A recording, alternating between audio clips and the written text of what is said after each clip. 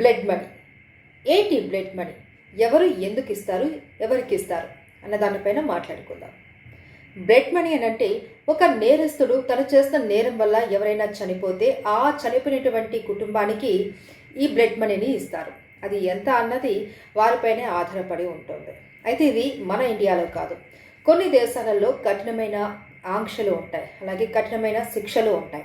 ఎవరైతే అటువంటి ఆంక్షలను అధిగమించి నేరాలకు పాల్పడతారో, ఒక వ్యక్తి మరణానికి కారణమవుతారో వారికి ఆ ఉరిశిక్ష అనేది అమలు చేస్తూ ఉంటారు. అక్కడ ఉరిశిక్ష కావచ్చు, ఏదైనా మరణ శిక్ష కావచ్చు, అమలు చేస్తూ ఉంటారు. ఆ నేపథ్యంలో ఆ శిక్ష నుంచి బయటపడాలి అంటే వాళ్ళకున్న ఒకే ఒక ఆప్షన్ క్షమాభిక్ష. మరి ఆ క్షమాభిక్ష పెట్టాల్సింది ఎవరైతే చనిపోయి ఉంటారో ఆ బాధితుడి యొక్క కుటుంబ సభ్యులే.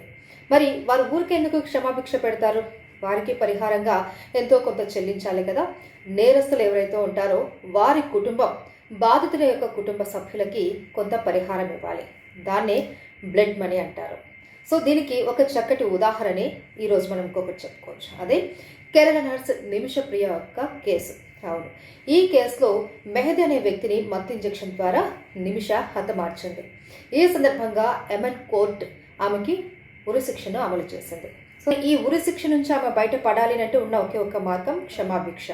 అందుకే ఈమె వారికి బ్లడ్ మనీ కింద పరిహారం చెల్లించాలి. మరి ఆ ఉరిశిక్ష ఇప్పటికైతే వాయిదా పడింది.